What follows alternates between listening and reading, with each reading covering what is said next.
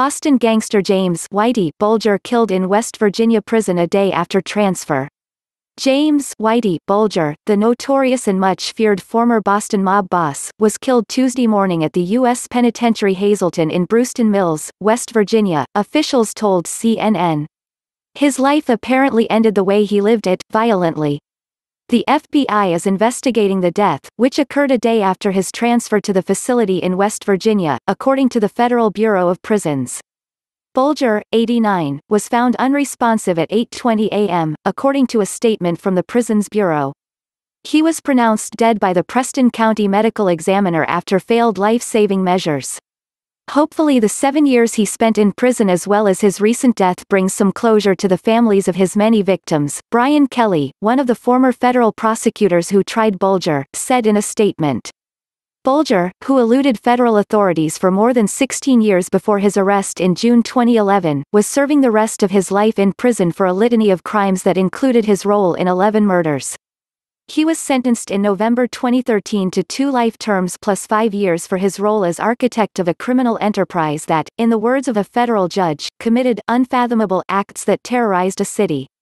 A federal jury convicted Bulger that year of 31 counts, including racketeering, extortion, money laundering, drug dealing and weapons possession. The jury found him culpable in 11 killings from 1973 through 1985. His death marks a final chapter in the life of one of the country's most infamous criminals and fugitives. A man who lived by violence, vengeance and intimidation, Bulger would not make eye contact at his sentencing with the relatives of the people he'd killed, nor those who were slain by his accomplices in the treacherous Winter Hill Gang. As they called him a coward, a rat, a punk and Satan, Bulger kept his head down and showed no emotion as he scribbled on a pad. The statements of victims chronicled some of the darkest years of Boston history. The testimony of human suffering that you and your associates inflicted on others was at times agonizing to hear and painful to watch, U.S. District Judge Denise Casper said at the hearing.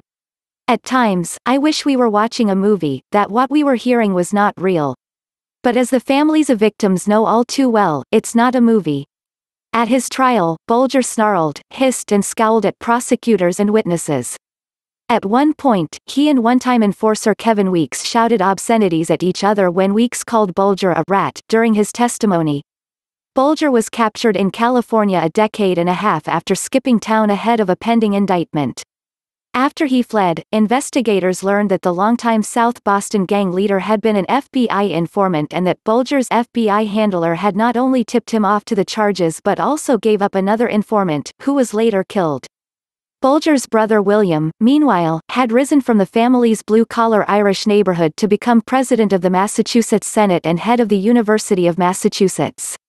But he was forced to resign from the school in 2003 after admitting to a congressional committee he had spoken to his brother while he was on the run, though he denied any knowledge of his siblings' whereabouts or alleged criminal activity. Whitey Bulger denied being an informant, even as he insisted he'd had an immunity deal with the former head of the Justice Department's organized crime strike force in New England. Prosecutors countered that with a 700-page file outlining how Bulger provided information on murders, drug deals, armed robberies and criminal fugitives that led to several arrests. The tale became the basis for the 2006 Oscar-winning film The Departed, which starred Jack Nicholson as a character modeled on Bulger. In 2015, actor Johnny Depp played Bulger in the film Black Mass. In 2016, auctioned items seized from Bulger's Santa Monica, California, apartment raised almost $110,000 to compensate victims' families. Bulger was born September 3, 1929, in Boston.